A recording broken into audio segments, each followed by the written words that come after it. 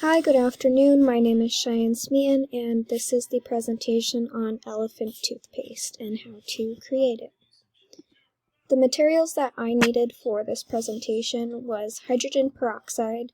The higher the concentration, the more exothermic the reaction will be. This means that if you have a hydrogen peroxide that is 10% rather than a hydrogen peroxide that's only 2 or 3%, then you're going to have a higher exothermic reaction. So most likely you'll see more bubbles being formed, and thus the food coloring that we put in the solution, you'll be able to see a more colorful reaction as well because the exothermic reaction will be increased. You'll need warm water, you'll need yeast, you'll need liquid soap, and food coloring.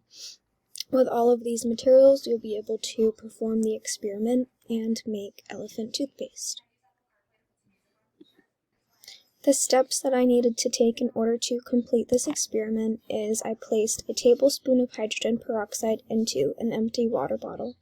In my case and in the evidence slides, you'll see that it was just a clear plastic cup because that is what I had on hand, and it did work just as well.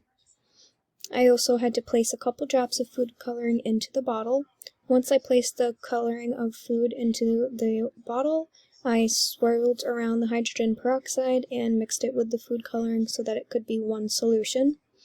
In a separate dish, I mixed yeast and warm water and liquid soap together, and then I poured the separate mixture into the hydrogen peroxide and food coloring mixture.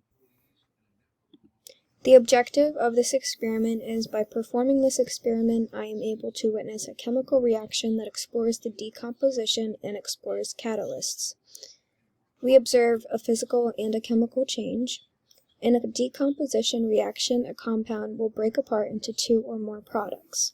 The hydrogen peroxide decomposes into the water, and oxygen and yeast is used as a catalyst.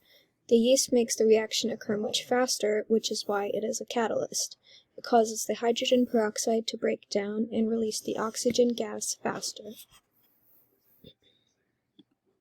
As you can see in this slide, in the first picture, I had hydrogen peroxide. Again, this is very easy to obtain. You can go to any local store and they should have hydrogen peroxide.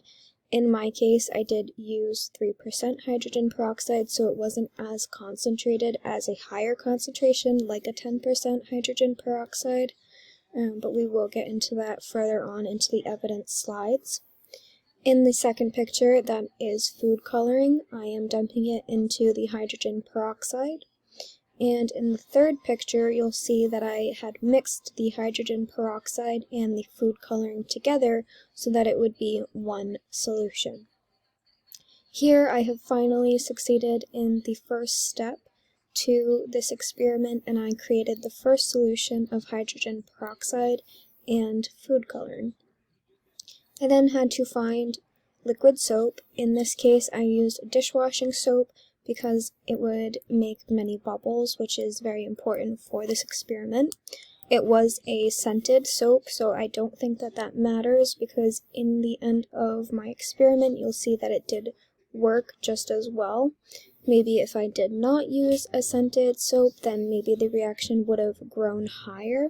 However, I do feel as though this soap did work in my reaction. The second slide is the evidence continued, so you'll see that I poured the dish soap into the warm water solution.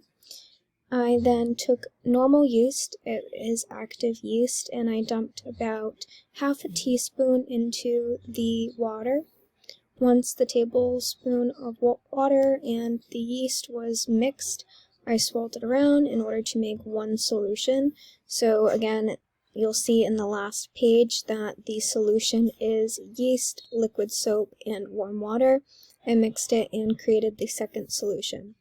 Once I had the second solution, and then you'll see the last of the evidence on this last slide, I poured solution B into solution A, again solution B being the warm water, yeast, and liquid soap, and solution A being the hydrogen peroxide and food coloring. You'll see in the second picture on this slide that it did form and bubble into a different consistency. And in the third picture, I was trying to show you the difference in height. I was still able to get it to create that elephant toothpaste explosion effect. However, I do think since it wasn't in like a water bottle where it had more volume to the empty glass itself, I think that's why it didn't overfill or overform like we had seen in the video that was provided by our instructor. I also think if I used a higher concentration of hydrogen peroxide, then I would have also been able to get the elephant kind of explosion. So with that being said, the evidence of my pictures, you can see that it did work. However, the volume of the solution itself could have grown higher by using a higher concentration of hydrogen peroxide, and with that combating with the yeast in warm water.